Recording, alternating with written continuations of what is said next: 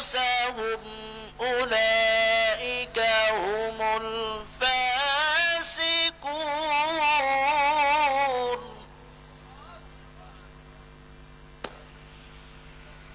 ولا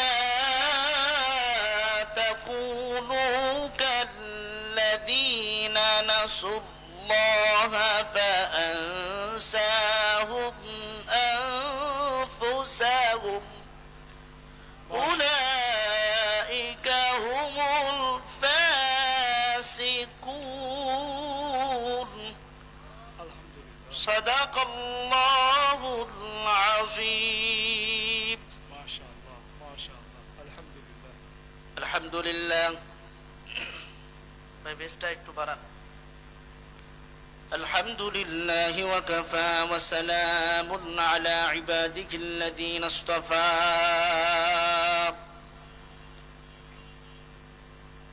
أما بعد فأعوذ بالله من الشيطان الرجيم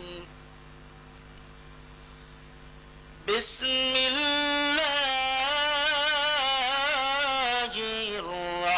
الرحمن الرحيم قل إن كنتم تحبون الله فاتبعوني يحببكم الله وقال الله تعالى قال النبي عليه الصلاة والسلام العلماء ورثة الأنبياء أو كما قال عليه الصلاة والسلام إن الله وملائكته يصلون على النبي يا أيها الذين آمنوا صلوا عليه وسلموا تسليما اللهم صل على سيدنا ونبينا وشفيعنا وحبيبنا ومولانا محمد صلى الله عليه وعلى آله وأصحابه وبارك وسلم بلغ العلا بكماله كشف الدجى بجماله حسنت جميع خصاله صلوا عليه وآله تکبیر میں کلمہ میں نمازوں میں عزا میں تکبیر میں کلمہ میں نمازوں میں عزا میں ہے نام الہی سے ملا نام محمد ہے نام الہی سے ملا نام محمد فرماتے ہیں یادوں کو مجھے خلد و دری میں لکھا ہے تو بات ملا نام محمد لکھا ہے تو بات ملا نام محمد الفت میں برابر کے وفا یو کے زفا ہو ہر چیز میں لذت ہے اگر دل میں مزہ ہو ہر چیز میں لذت ہے اگر دل میں مزہ ہو আলহামদুলিল্লাহ আল্লাহ রাব্বুল আলামিনের দরবারে লাখ কোটি শুকর খাজা বাবা জামে মসজিদের উদ্যোগে তৃতীয় বার্ষিকী 3 দিন ব্যাপী তাফসীরুল কোরআন মাহফিলের দ্বিতীয় দিনের সম্মানিত সভাপতি প্রধান অতিথি বিশেষ অতিথি সম্মানিত বড় ভাই এবং সামনে উপস্থিত দিনদার ধর্মপ্রাণ আমার মুসলমান ভাইরা পর্দার আড়ালে অবস্থানরত আমার আম্মা জানেরা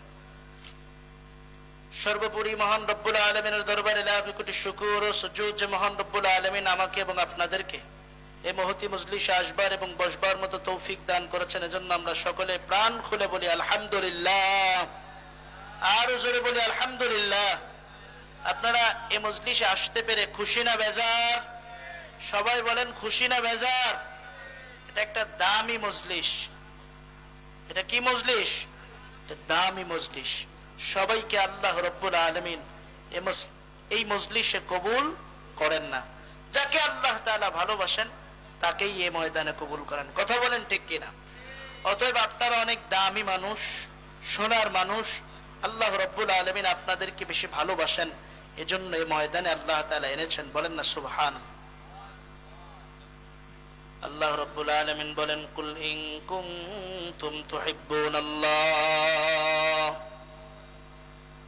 কুল ইন কুনতুম তুহিব্বুনাল্লাহ ফাত্তাবিউনি ইউহিব্বুকুমুল্লাহ। আল্লাহ রাব্বুল আলামিন বলেন, দুনিয়ার মানুষ, যদি আমি আল্লাহকে ভালোবাসতে চাও, মোহাব্বত করতে চাও, তবে তোমরা আগে আমার নবীকে মোহাব্বত করো। বলেন সুবহানাল্লাহ। নবীজি বলেন, ক্বালান নবী সাল্লাল্লাহু আলাইহি ওয়াসাল্লাম, আল উলামা ওয়ারাসাতুল আমবিয়া, আও কামা ক্বালা আলাইহিস সালাতু ওয়াস সালাম। নবী বলেন, তোমরা যদি আমি নবীকে ভালোবাসতে চাও, মোহাব্বত করতে চাও, তাহলে তোমরা আগে উলামা ইকরামের মোহাব্বত করো, ভালোবাসো। আলেমদেরকে মোহাব্বত করো, আলেমদের স্বর্ণপর্ণ হও, আলেমদেরকে ভালোবাসো। যদি আলেমদেরকে ভালোবাসা দাও, মনে করবা যে নবীকে ভালোবাসা দিলাম। আল্লাহর নবীর প্রিয় সাহাবী হযরত আবু হুরায়রা রাদিয়াল্লাহু তাআলা আনহু বলেন, হে দুনিয়ার মানুষ, যদি তোমরা নবীকে ভালোবাসতে চাও, মোহাব্বত করতে চাও, তাহলে আগে তোমরা উলামা ইকরামদের স্বর্ণপর্ণ হও, আলেমদের সাথে থেকে। যদি তোমরা আলেমদের সাথে খানা খাও, মনে করবা যে নবীর সঙ্গে খানা খাইলা। বলেন না সুবহানাল্লাহ। ও মুসলমান, আমার আল্লাহ বললেন, আল্লাহকে ভালোবাসতে চাও, নবীকে আগে ভালোবাসো।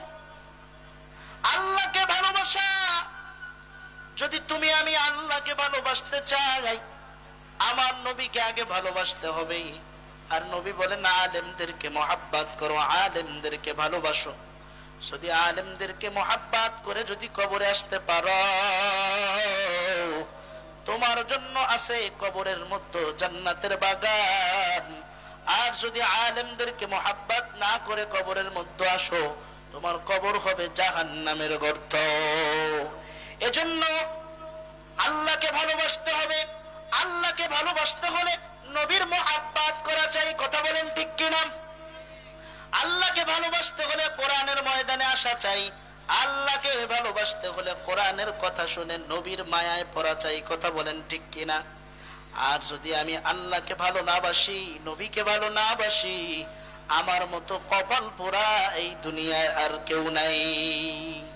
ও মুসলমান, আল্লাহকে চিনো। তোমার আল্লাহকে চেনার জন্য বেশি দূর যাওয়ার দরকার নাই।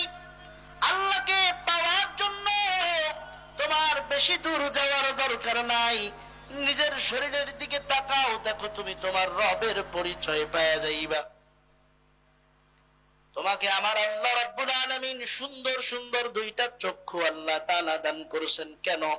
এই চোখের দিকে তাকাও। দুনিয়ার কোন পশু পাখিকে আমার আল্লাহ এত সুন্দর চক্ষু দান করে নাই? করছে? সবাই কথা বলেন, করছে?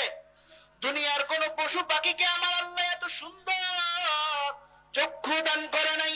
তোমার হাতের দিকে তাকাও, যেইভাবে পারতেছো সেইভাবে তোমার হাতটা নাড়াও। একটা বনের পশু চাইলেও পারে না ওর হাত নাড়াইতে, পা নাড়াইতে, কিন্তু মানুষ পারে। যেইভাবে খুশি সেইভাবে তার হাত নাড়াইতে পারে, পা নাড়াইতে পারে। আল্লাহ বলেন, বান্দা, তোকে হাত নাড়ানোর মতো রিজিক আমি আল্লাহ দিলাম, হাত নাড়ানোর মতো, পা নাড়ানোর মতো নিয়ামত আমি আল্লাহ দিলাম। এ দুনিয়ার মানুষ, আমি আল্লাহ তোকে আরো কি দিলাম জানো? কারণ আমি আল্লাহর কোনো স্বার্থ নাই এর ভিতরে। আমি আল্লাহর স্বার্থ শুধু একটাই, আমার বান্দাকে আমি আল্লাহ ভালোবাসি। স্বার্থ আমার একটাই, আমি আমার বান্দাদেরকে ভালোবাসি, মোহাব্বত করি। আল্লাহ বলেন, আমি তোকে কতটুকু ভালোবাসি জানো? দুনিয়ার জমিনের মধ্যে তোর চলতে গেলে সামান্য খাবারের প্রয়োজন, আমি আল্লাহ অসংখ্য অগণিত খাবার দ্বারা দুনিয়াটা ভরপুর করে দিছি। তোর একটু মাছের প্রয়োজন, আমি আল্লাহ বলে দিছি যাও নদীর মধ্যে যাও, সাগরের মধ্যে যাও, আমি আল্লাহ অসংখ্য অগণিত বিভিন্ন রকমের স্বাদের মাছ আমি আল্লাহ তোমাকে দিলাম। আল্লাহ বলেন তোমার গোশত খাওয়া প্রয়োজন, গরু তোমার জন্য হালাল করলাম, মুরগি তোমার জন্য হালাল করলাম, সব আমি আল্লাহ, তুমি মানুষ তোমাকে দিলাম। তোমাকে যেই নিয়ামত গুলো আমি আল্লাহ দিলাম, দুনিয়ার কোন মানুষ অন্য কোন প্রাণীকে দেই নাই। আমি আল্লাহ হাতিকে দেই নাই, গরুকে দেই নাই, আমি আল্লাহ সাগরের মধ্যে বড় বড় তিমিকে আমি আল্লাহ দেই নাই। আমার মানুষদেরকে আমি আল্লাহ যা দিলাম, আমার মানুষ কেমন, আমি কালা চিনি না, ধলা চিনি না, লম্বা চিনি না, খাটো চিনি না, এক কথায় আমি আমার বান্দাকে ভালোবাসি। বলেন না আল্লাহু আকবার। আমাদের রবকে আরো জোরে বলেন, আমাদের রবকে। আমাদের রব আমার আল্লাহ। যদি বান্দা আল্লাহকে পেয়ে যাও, তাহলে তুমি দুনিয়ার সব কিছু পাইবা। আল্লামা শামসুল হক ফরিদপুরি রাহমাতুল্লাহ আলাইহি বলেন, এমন জীবন তুমি করিবে গঠন, মরণে হাসিবে তুমি, কাঁদিবে ভুবন। এমন জীবন তুমি করিও না গঠন, মরণে কাঁদিবে তুমি, হাসিবে ভুবন। আল্লাহ নবী বলেন, তুমি দুনিয়াতে সব কিছু পেয়েছো, কিন্তু তুমি আল্লাহকে পাও নাই, তাহলে তুমি দুনিয়ার কিছুই পাও নাই। আর যদি তুমি আল্লাহকে পেয়ে যাও, তুমি দুনিয়ার সব কিছু পেয়ে গেছো। একজন বাদশা ছিল, বাদশার নাম হারুন আর রশিদ। কি নাম? বাদশার নাম হারুন আর রশিদ। এই বাদশার একজন পাগলা ভক্ত ছিল, যার নাম হচ্ছে বাহলুল। কি নাম? বাহলুল। এই বাদশা বাহলুলকে বড্ড বেশি ভালোবাসতেন, বড্ড বেশি মহাব্বত করতেন। বাহলুলকে ভালোবাসার পর সমস্ত এমপি মন্ত্রীরা দেখলেন বাদশা বাহলুলকে বেশি ভালোবাসে। সবাই বাদশার কাছে অভিযোগ দেয়, বাদশা আমি আপনার অর্থমন্ত্রী, আমি আপনার আইনমন্ত্রী, আমি আপনার খাদ্যমন্ত্রী, কিন্তু এত মন্ত্রী রেখে আপনি বাহলুলকে কেন বেশি ভালোবাসে? বাদশা ডাক দিয়া কয়, বাহলুলকে কেন ভালোবাসি জানতে চাও? বাদশা বলল, বাহলুলকে ভালোবাসার কারণ একটু পরেই তোমরা টের পাইবা। আমার যত এমপি মন্ত্রী আছে সবাইকে ডাক দাও। সবাই যখন ডাক দেওয়ার সাথে এক জায়গা হইল, সবাইকে বলল 1 ঘন্টা সময়, এই 1 ঘন্টার মধ্যে এখানে স্বর্ণ দেওয়া হবে, রৌপ্য দেওয়া হবে, টাকা দেওয়া হবে, পয়সা দেওয়া হবে, সম্মানও দেওয়া হবে। তোমরা 1 ঘন্টার মধ্যে যে যা পারো খুঁটে খুঁটে নিয়ে যাবা, আমি কাউকে নিষেধ করব না। বলেন না আল্লাহু আকবার। যে যা পারো সব নিয়ে যাও, আমি কাউকে নিষেধ করব না, কাউকে বাধাও দিব না। সময় ক্ষণ চলে আসলো, সব কিছু স্তব বা স্তূপ রাখা, টাকা রাখা, স্বর্ণ রাখা, রৌপ্য রাখা, সব কিছু রাখা আছে। এমত অবস্থায় বাদশা সময় দিয়ে দিল যে এইবার তোমরা যে যা পারো সব নাও। কেউ টাকা নেয়, কেউ পয়সা নেয়, কেউ সম্পদ নেয়, কেউ ক্ষমতা নেয়, কিন্তু বাহলুল ছেলেটা বাদশার চেয়ারটা ধরে দাঁড়িয়ে আছে। বলেন আল্লাহু আকবার। বাহলুলকে বাদশা ডাক দিয়ে কয়, বাহলুল, সবাই যার যার মতো স্বর্ণ নাই, রৌপ্য নাই, টাকা নাই, পয়সা নাই, ও বাহলুল তুমি কেন কিছুই নাও না? বাহলুল ডাক দিয়া কয়, বাদশা আমি কিছুই নিতে চাই না। সবাই যখন নেওয়া শেষ, বাদশা সবাইকে ডাক দিয়া বললেন যে সবাই এদিকে আসো। এইবার এমপি মন্ত্রীরা কয়, বাহলুল কত পাগল, এত টাকার এত পয়সা পেয়ে বাহলুল কিছুই ধরলো না। বাদশা জবাব দেয়, তোমরা যে যার যার মতো নিছো, কিন্তু বাহলুল কিছুই নেয় নাই। বাহলুলকে প্রশ্ন করা হলো, বাহলুল তুমি কেন কিছু নিলা না? বাহলুল ডাক দিয়া কয়, আমি তো সব থেকে দামি জিনিস নিয়েছি। বলেন না সুবহানাল্লাহ। তোমরা টাকা নিয়েছো, পয়সা নিয়েছো, ক্ষমতা নিয়েছো, সব কিছু নিছো, সব যার যার তোমার, কিন্তু আমি বাদশার চেয়ারটা ধরে দাঁড়িয়ে আছি। তোমরা তোমাদের মতো নিয়ে চলে যাও। বাদশার চেয়ারটা ধরা মানে বাদশা যদি আমার হয়ে যায়, গোটা সম্পদ আমার হয়ে যাবে। আল্লাহ তাআলা ডাক দিয়ে কয়, বান্দা, দুনিয়ার টাকা পয়সা অর্থ সম্পদ সব আমি দিলাম। কাউকে দিলাম আমি আল্লাহ পরীক্ষা করার জন্য, কাউকে বেশি দিলাম, কাউকে কম দিলাম। যাকে আমি আল্লাহ কম দিলাম, সে যদি ইবাদত বন্দেগী করে করে করে করে আমি আল্লাহকে খুশি করতে পারে, আমি আল্লাহ যদি আমার বান্দার হয়ে যায়, দুনিয়াতে সাময়িক আমার বান্দার কষ্ট হবে, কিন্তু আমি আল্লাহ আমার বান্দার জন্য যথেষ্ট।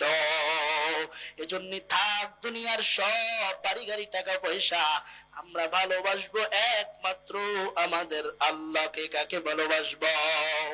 সবাই বলেন কাকে ভালোবাসবো? আমাদের রবকে। জোরে বলেন আমাদের রবকে।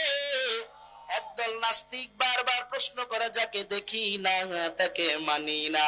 এ নাস্তিক, তোমার কাছে আমার কিছু প্রশ্ন আছে, পারলে জবাব দাও। আচ্ছা মানুষ বলো দেখি, রাত্রি কেন কালো? সূর্য বলো কোথা হতে পাইলো এত আলো? আরে ফুলগুলো নানান রকম কেমন করে হয়? পাতাগুলো সবুজ বটে ফুলের মতো নয়। দুধ কেন এত সাদা, মরিচ কেন ঝাল? দুধ কেন এত সাদা, মরিচ কেন ঝাল? আরে আমগুলো পাকলে বলো কেমনে হয় তা লাল?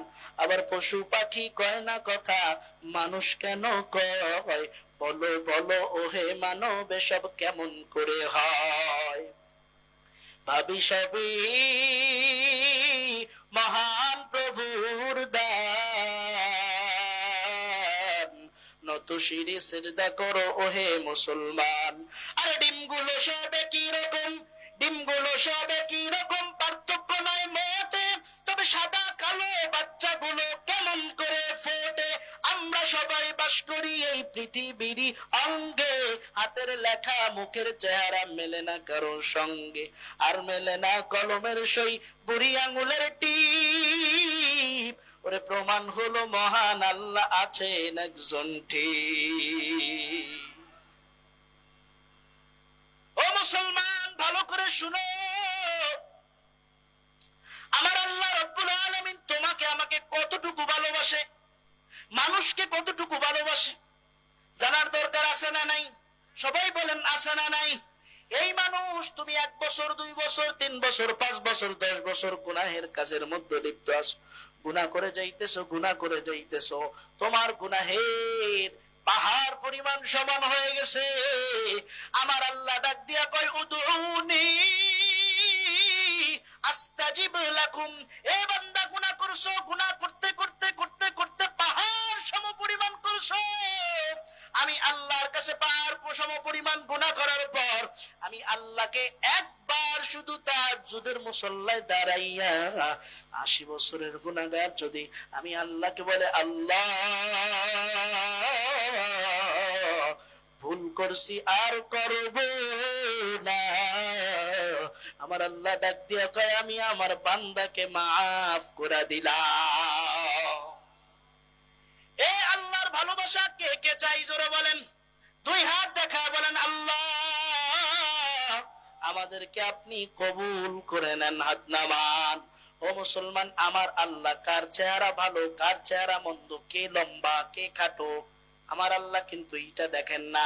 আমার আল্লাহ দেখেন নেক আমল। কি দেখেন? জোরে বলেন, কি দেখেন? জোরে বলেন, নেক আমল।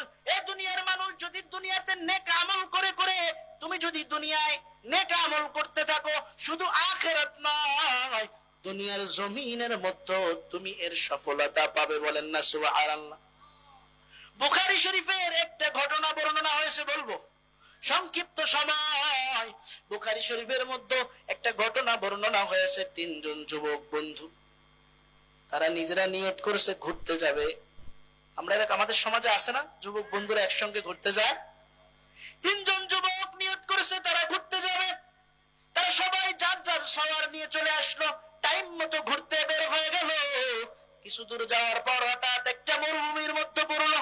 এই মরুভূমির মধ্যে আশেপাশে কোনো বাড়ি ঘর জায়গা জমি কিচ্ছু নাই, দূরে একটা সাগর আর দূরে একটা পাহাড়।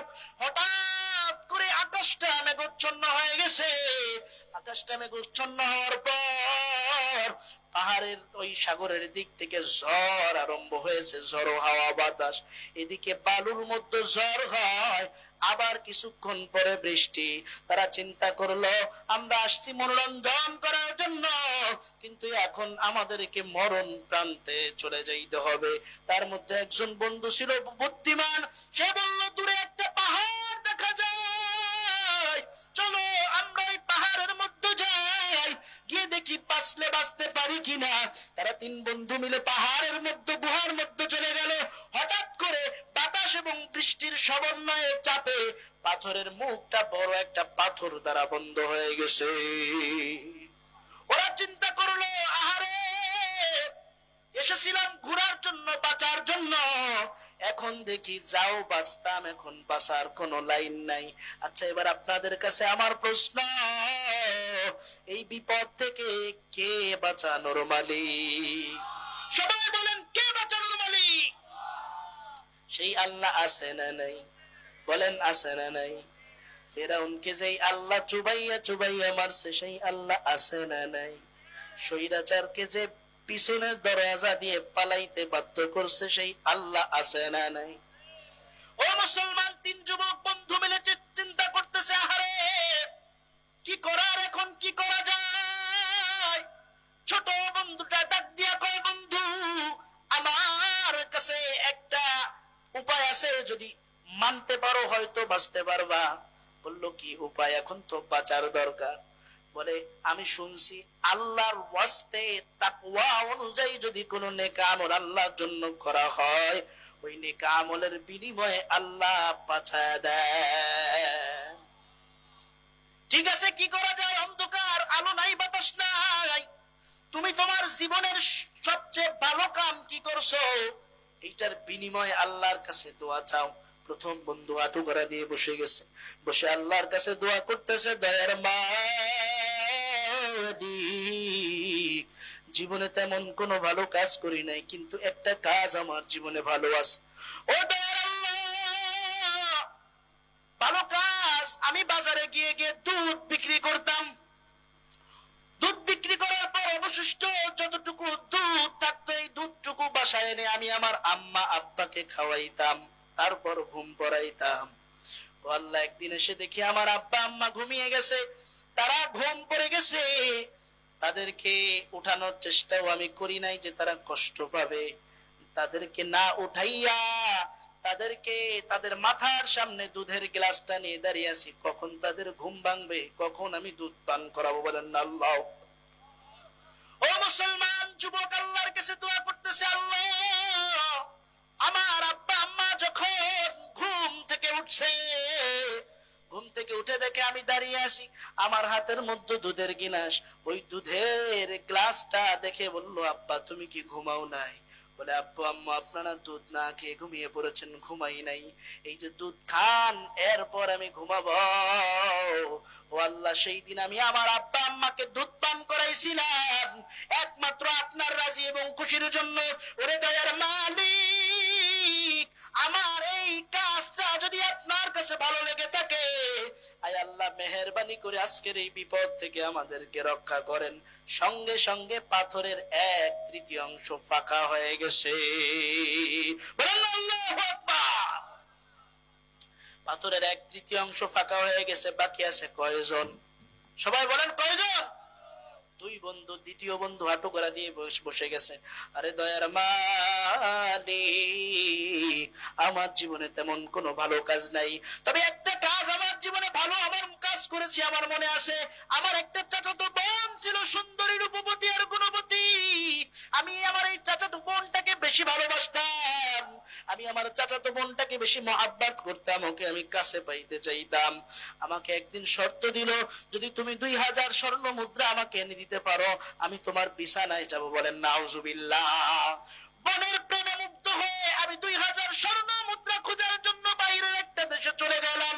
বাইরের দেশ থেকে 6 মাস টাকার স্বর্ণ মুদ্রা খুঁজে আমি আমার বোনের হাতে এনে দিলাম, এই নাও, এবার তোমার শরীরটা আমাকে দাও। বলেন না নাউজুবিল্লাহ।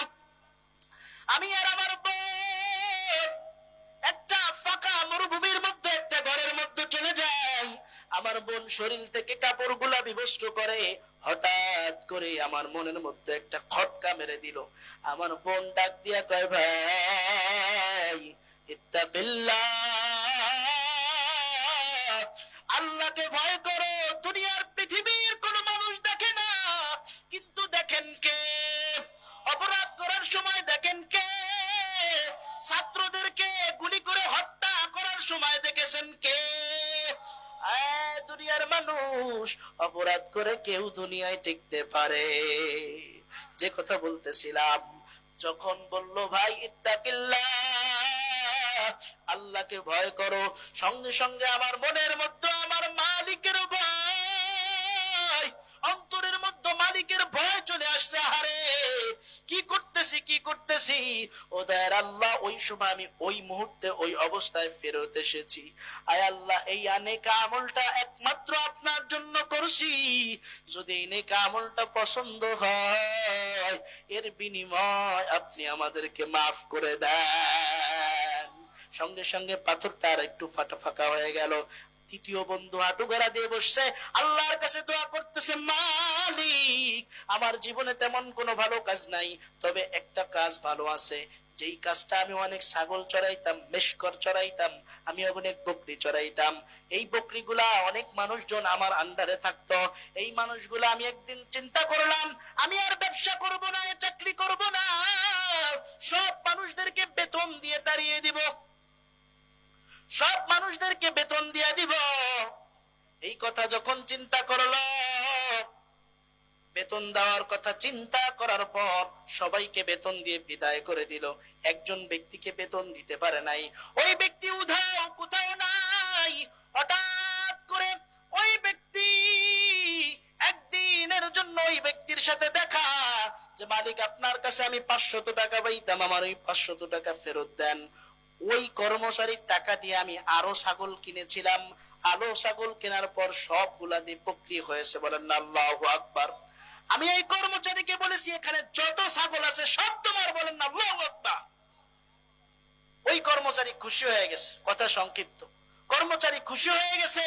ও দয়ার আল্লাহ, এই আমলটা একমাত্র আপনাকে দেখানোর জন্য করছি, আপনি যদি এই আমলের বিনিময়ে আমাকে কবুল করেন, আজকের এই বিপদ থেকে রক্ষা করেন। বলেন না সুবহানাল্লাহ। সঙ্গে সঙ্গে পাথরটা ফাঁকা হয়ে গেছে, তিনজন যুবকই মুক্তি পেয়ে গেছে। ও মুসলমান, এজন্য আল্লাহকে পাওয়া, আল্লাহকে পাওয়া খুবই সহজ। যদি আপনি আমি আল্লাহকে পাইতে চাই, নেক আমল করব। কি আমল? এই ঘটনা থেকে আমরা 3টা জিনিস শিখলাম। 1 নাম্বার, পিতামাতার খেদমত। কি? সবাই বলেন, পিতামাতার খেদমত। 2 নাম্বার, যৌবনের হেফাজত। 3 নাম্বার, আমানতের মাল খেয়ানত করা যাবে। আল্লাহ তাআলা আমাদের সবাইকে সহি এবং সঠিক বুঝদান করেন। বলেন আমিন। এই মাহফিলকে আল্লাহ তাআলা কবুল করেন। বলেন আমিন। ওয়া আখিরু দাওয়ানা আনিল হামদুলিল্লাহি রাব্বিল আলামিন। আসসালামু আলাইকুম ওয়া রাহমাতুল্লাহি ওয়া বারাকাতুহু। আলহামদুলিল্লাহ, কোরআন ও হাদিসের আলোকে মূল্যবান নসিহত পেশ করলেন আমাদের অত্যন্ত প্রিয় মুখ, সুমিষ্ট ভাষী বক্তা, হাফেজ কারি